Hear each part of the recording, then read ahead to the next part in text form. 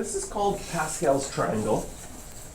And there are a ton of crazy cool patterns in Pascal's triangle.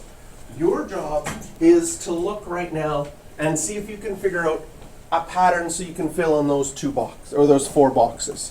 And once you think you've figured out that pattern, see if you can do the whole next row. If you got it already, hold on. If you've got it already, do row 9 as well. So look for a pattern.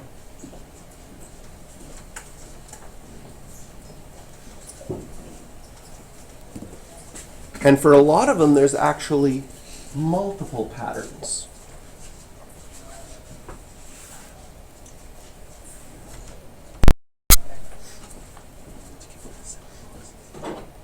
All right, I'll fill the first box. Grayson, what number do you get for this first box? 5. 5. And what pattern did you see to get that 5? The 2 numbers above add up to the number below. The 2 numbers above add up to the number below. Does that work for this one? Did we get 15 for this one? Okay. Did anybody see another pattern for figuring out the 5? If you go diagonally, 1, 2, 3, 4, 5, 6. Yeah, that seems to be a pretty easy pattern on that one, right? So it seemed to be that this one should be 7, but what Grayson said about adding the 2 numbers above, that also works. Right? Because 1 plus 6 would be 7, and 4 plus 1 would be 5, and 10 plus 5 would be 15. So this next row, how did you do the start? Anybody figure out what it started with? 1. And what pattern did you use? 1. They always start with 1. Okay. Do you see that the adding above still works? You've got 1 plus, there's nothing here. 0 plus, like you could technically use that still. Okay. But then 1, 7, and then if I add the 2, 21. Did anybody figure out another way to find any of those numbers? Or did you get to the adding the 2 above it and stick to that? Okay. There is another way to get some of these numbers. Every diagonal, like you know how you went 1, 2, 3, 4, 5, 6, they have patterns as well, like 1, 3, 6, 10, 15, 21. You see that you're adding 2, adding 3, adding 4, adding 5, adding 6. And in fact, these numbers, 1, 3, 6, 10, 15, are technically called, well, they're sometimes called the triangle numbers. Because if you make a triangle with 1 dot, that's what it would look like. I don't know if that's a triangle. But if you then put 2 dots underneath, then 3 dots underneath, and then 4 dots underneath, and you counted all the dots in those triangles. This one has 1, this one has 3, this one has 6, this one has 10. And it's actually connected to something you did in grade 11, which was adding up an arithmetic sequence. This is 1, this is 1 plus 2, this is 1 plus 2 plus 3, 1 plus 2 plus 3 plus 4. And if you would go back to your formulas for arithmetic sequences, we could actually make a formula for that diagonal. Other things, okay? Sometimes people call this the sock property. Since we're in Canada, I call it a hockey stick property. If you start from any edge and make a sock or a hockey stick, the number in the toe of the hockey stick is what happens if you add everything up in the rest of the hockey stick. So 1 plus 3 plus 6 plus 10 is 20. Although it is sure easier just to use the 10 plus 10 to get the 20 anyways. So we have that as another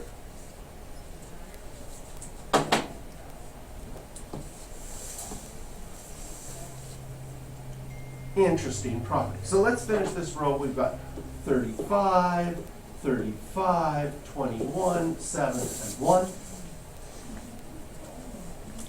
Other crazy things.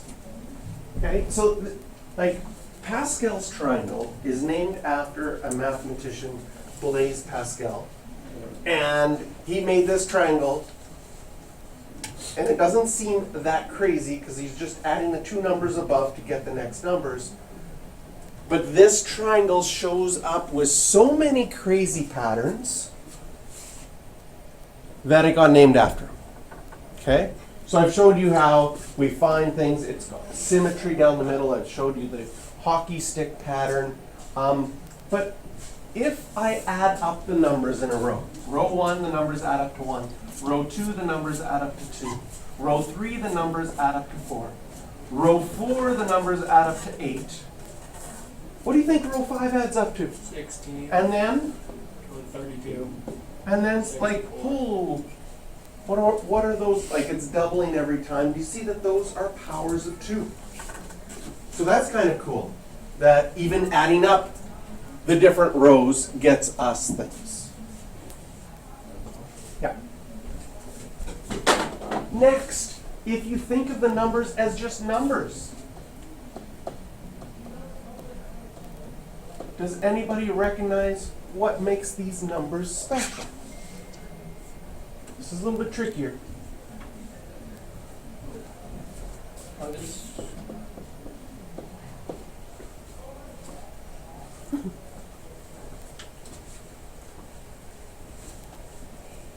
they all multiplied by 11?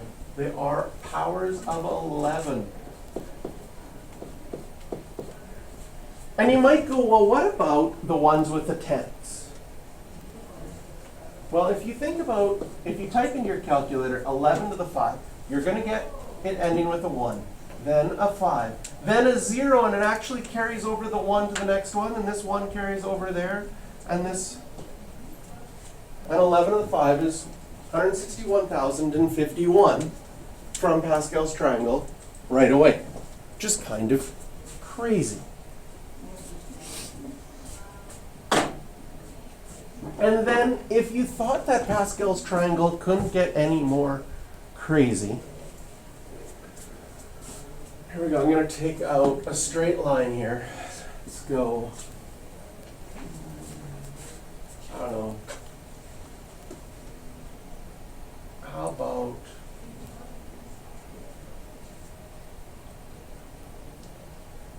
that? I like that line. Yeah, I kind of like it. Okay. Take out that straight line. And we drag it until it hits a number. First of all, it hits the number 1. And then I drag the next one down until it hits a number. Well, it hit a number 1. And then I drag it down next time. Oh, it hits 2 numbers. Those add up to 2. Tell me when you to stop when you think you see something crazy. That one is 3.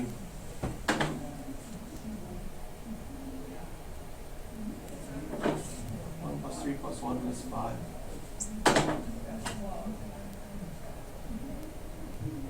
One plus 3. This is that sequence where it's like the two numbers that before it added up together.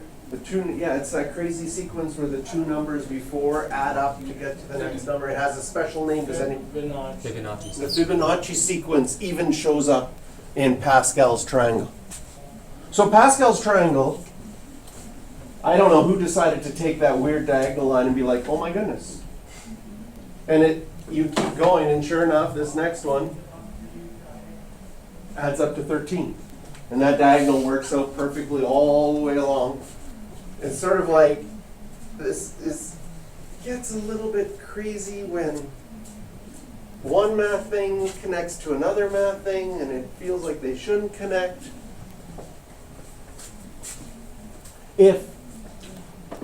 So there's Fibonacci numbers. Now, if you decided to make this bigger and bigger and bigger and bigger, and then wherever there was an even number, you shaded it in with a triangle. So I'll start with the 2. And then, oh, we've got a whole bunch of even numbers here. I shade those in, and I got an even number here. And if you would do that all the way through, you'd get Sierpinski's triangle. Have you ever heard of Sierpinski's triangle? I will show you. I had a student once. I'll pull it up here. Oh, it might actually be here. No.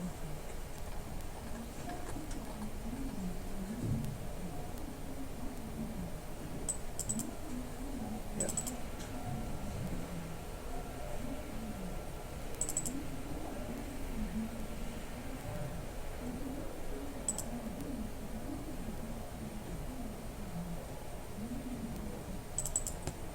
Ooh, maybe this one.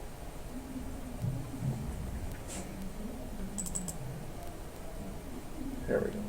So I had a student make this for me. We can pick whatever color we would like to see. We can see it fast or we can see it slow.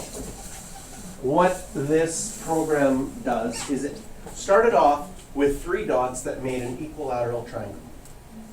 Then on the screen, you randomly throw a dart at the screen. The program randomly picks a dot anywhere on the screen. So it starts off with a single dot anywhere on the screen. Sometimes if we're lucky, we can see the starting dot. Then it randomly picks either vertex 1, vertex 2, or vertex 3. One of the 3 corners. And whichever one it randomly picks, wherever it randomly started, it moves halfway to that vertex and makes a dot. Then it does this over and over and over again, an infinite amount of times. And no matter where you start, and no matter how your randomness happens, the following oh, which one do you want to pick? Magic. I know, I saw the magic. Like, fast or slow? You want the magic to happen fast or slow? How are we feeling? Somebody has to pick. Slow. Slow? Yeah, so we waste more time. Oh my goodness. Oh, it's happening on the other screen for you. How do I, oh, I'm trying to, oh my goodness. And then I tried to drag it over. Okay, let's see if we can do, if I move this over here, would it? Blue, fast. Okay.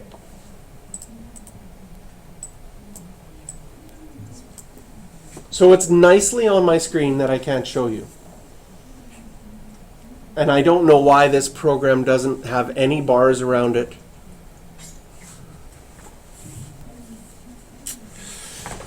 There's got to be a way that I can drag it over, don't you think?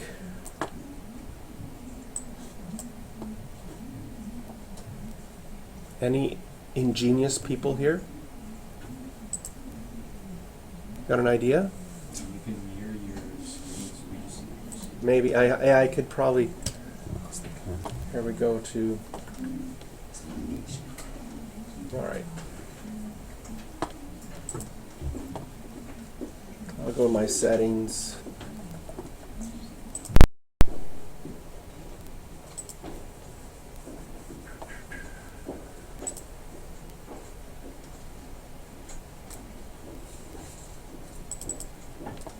Magic version.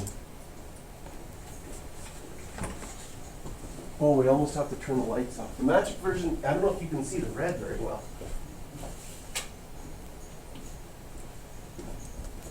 So it looks like this was the very first random knot, right over here. And then it chose that corner and went halfway. And then it looked like it went from there halfway to this one to get that dot. And it's still randomly picking corners.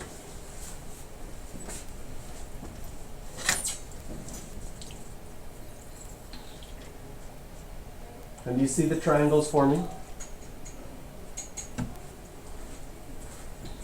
I'm going to pick a color that you can see.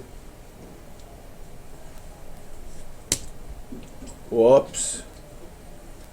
Close this program.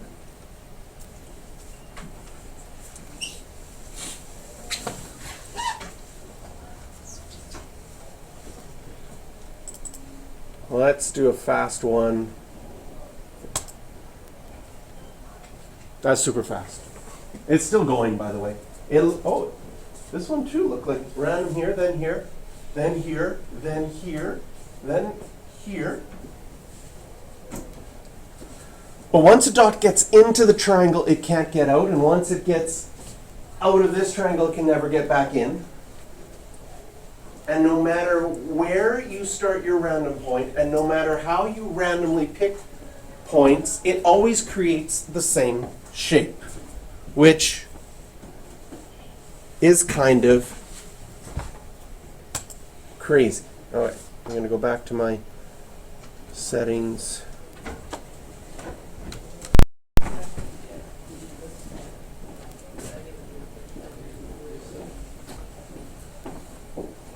And some people think that maybe there's connections to this. This is something called chaos theory. Maybe there's connections to this in biology. How is it that something so small always produces the same kind of plant? Like, you never plant a tomato seed and like, oh, we got grapefruits this year. That was totally unexpected. They're still plants, right? It's not like you plant a tomato seed and be like, wow, snails. I'm totally not expecting that to grow into snails. But how do we have so much information on a little seed? And maybe this is a mathematical model saying, well, here it has a formula that it needs to do. Some sort of thing. And it does randomness within that formula. And always creates the same thing. What would happen if you change that program for computer science people? Like, oh, what if I made it do something else? What would the picture look like? What if I only, instead of going halfway there, I went 2/3? Would it still make Sierpinski's triangle? Or would it make something completely different? But would it always create the same thing that way as well? Okay. How does this connect to our permutations and combinations? Well, we did this already. We could figure this out.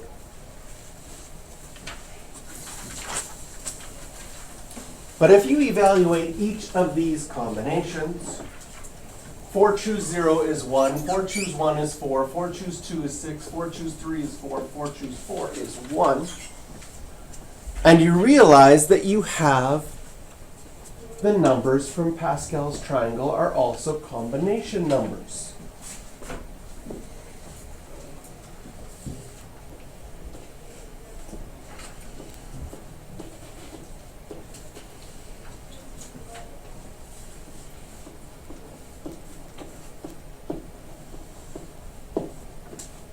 And we can fill this in.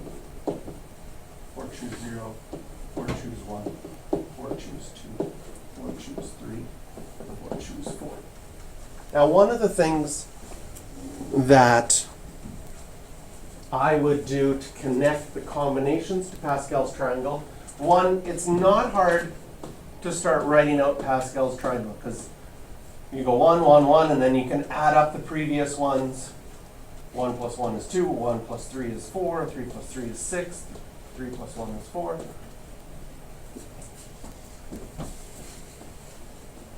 So it's not hard to write out and memorize Pascal's triangle. And then if I take a row like this one, I always take this second number and go, oh, that's obvious that that's 5, choose 1. You have 5 items, you choose one of them, you're going to get 5. And then from there, you would know this is 5 choose 0, 5 choose 2, 5 choose 3, 5 choose 4, 5 choose 5. So we can use Pascal's triangle to help us figure that. And what we're going to use this for is we're going to use Pascal's triangle and combinations to connect to something you have done in the past. And the thing that you've done in the past is that if I pick two variables in a binomial, and I did this to the exponent of 0, you would definitely get 1. Because anything to an exponent of 0 would be 1. If I did a plus b to an exponent of 1, well, an exponent of 1 is boring, you would just get a plus b. In other words, 1a plus 1b. And if I squared it, well, now I'd have to FOIL this out. I would get, and you're probably pretty good at foiling already, a squared plus 2ab plus b squared. And we could add 1s in front of here even though we don't normally write them. But if I asked you to do a plus b cubed, you would probably roll your eyes a little bit because you'd be like, oh, that seems like work. You would probably do a plus b, two of them together first, get this a squared, and then you'd have to times it by a plus b, and you'd have to expand it out. But we're going to notice a pattern here. And there's a couple of patterns that you're going to have to notice. I'll write out the answers for this one and the next one, and then I'm going to get you to do a plus b to the 5. See if you can do it on your own. So a plus b cubed is going to be a cubed plus 3, a squared b plus 3, ab squared plus cubed. And I can put 1s in front of there. And I said I'd do a plus b to the 4.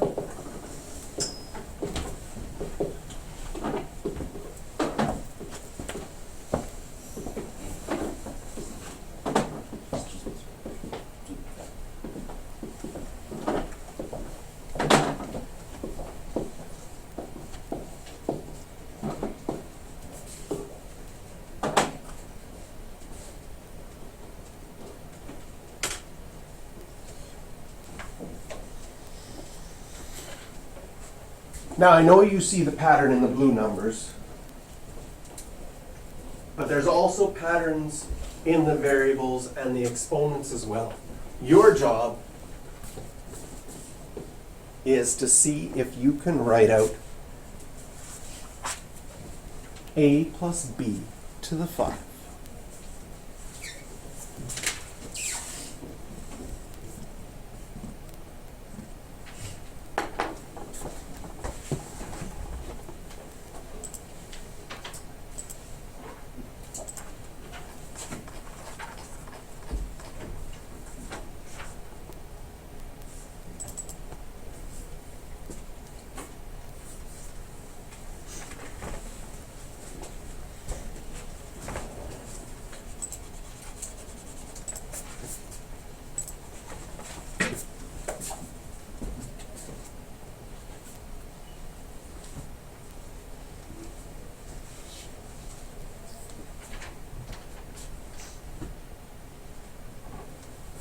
Did you get a to the 5 to start with?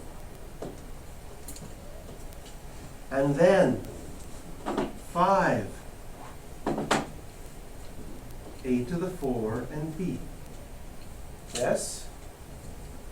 And then did you get 10, a cubed, b squared? Are you getting the variables and the exponents? And then 10 a squared b cubed. Then 5 a b to the 4, and finally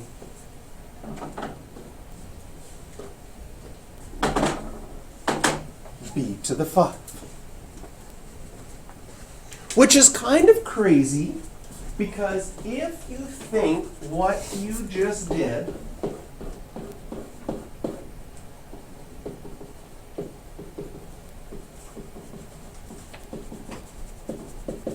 is you just multiplied this out completely. If you had to do this by hand, you probably, if I had to do this by hand the longer way, I would probably say, well, I know that a plus b squared is a squared plus 2ab plus b squared. So I might combine these ones, a squared plus 2ab plus b squared. And then I'd probably try to combine these ones and get something big times something. And then I get like, do you imagine all the arrows you would have to do for the final multiplication? Or maybe you go back to grade 9 or 10. Do you remember when you made charts? When you were multiplying huge trinomials times trinomials and filled in that whole chart and then added all your like terms? But what we're seeing here is that there is a connection to Pascal's triangle, which is connected to combinations that we've done before, which will give us a shortcut for multiplying these out quickly. And there is mathematically, there is connections to probabilities where this comes up often enough that you would want to do this with big numbers, and you would never want to multiply this out quickly. So, what do we notice? Well, technically what's happening here is when you're multiplying this out, you know when you did FOIL, you would have all of those arrows, right? Then all of those arrows would connect. Oh my goodness. I'm going to stop making arrows very soon because you see that from there, those are going to connect and those are going to connect, and there's like too many arrows. But if we look at what's happening and trying to connect this to combinations, first of all, I'm going to look at the a to the 5. If you wanted the a to the 5, this is the only way. The a has to hit the a, has to hit the a, has to hit the a, has to hit the a. There's only one way to do that. Choose all the a's. Okay? Now, we thought of that number as 5, choose 0. We could think of it as 5, choose 5. We thought of this number as 5, choose 5. But what we're really saying is, with 5, choose 0, I guess we're saying, choose 0 b's. That's the only way you're going to get an a to the 5, is if you have no b's in your arrows going across. And if your arrows have to hit something in each one, then there's only one way to do that. Now, next, I'm going to look at this. A cubed b squared. Can you see that I could choose A, and then B, B to get an a cubed b squared? Is that the only way I could do it? No, I could have got my b squareds first and then did A. And if you tried to figure out all the ways and pathways you could choose 3 a's and 2 b's, you're going to end up counting 10 of them in the end. Now, why is it combination? Why is this 10, 5, choose 2? Okay? The reason being, and the connection here, is that if I want 2 b's, does the order matter? Is it a different 2 b's if I pick these two, or if I pick, no. That would be the same group of arrows going through. So I have 5 b's in total. I need to choose 2 of them. From the other brackets, I'll choose the a's. There will be 10 ways to get an a cubed b squared as a result. And so what we're going to do with this one here is we now have a shortcut. The shortcut for finding this one is we would have the number out in front is going to be 5, choose 2. How many A's are we going to have and how many B's are we going to have? Well, if we consider choosing the B's, there's 2 B's. The A's will be whatever's left, 5 minus 2. 3 of them. Does that make sense? Did you notice that in every single term that the exponents always added up to 5? Because you're going to choose something from each of the brackets when you multiply it out. And when you're multiplying it out, you're considering every single possibility that could happen. So we notice this pattern. This pattern is going to develop, by the way, this was term, do it in purple here. 1, 2, we're going to call this one term 3 in the expansion, because it's the third one. Are you okay with that? And we're going to develop a pattern that says the following. If I want to find term 3, there's always one less here. This number here is connected to our original exponent, right? So we are going to develop the following formula. And we're going to develop the formula this way. We're actually, normally you have a formula that says like Tn or Tk. Our formula is going to be Tk plus 1. And we're going to do it for a plus b to the n. So when it was 5, we had 5 choose something. When it's n, we're going to have n choose something. When we found term 3, we had 2 b's. If we're finding term k plus 1, we would have k b's. So that has to be a k with the b. How do we figure out how many were at A? Well, these two have to add up to the 5. So if these two have to add up to the n, you just have to take away k from that to figure out what would be there. And this is on your formula sheet.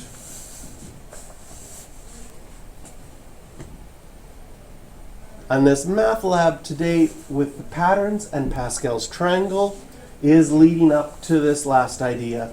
And we are going to solve a bunch of questions with the binomial theorem, which is right here. That you can expand binomials faster using combinations and Pascal's triangle. Sometimes we're just going to use the pattern of Pascal's triangle, and sometimes we're going to use this formula, and sometimes we're going to solve specific questions about specific terms with this idea. So that's our introduction. We can now turn to 8.5.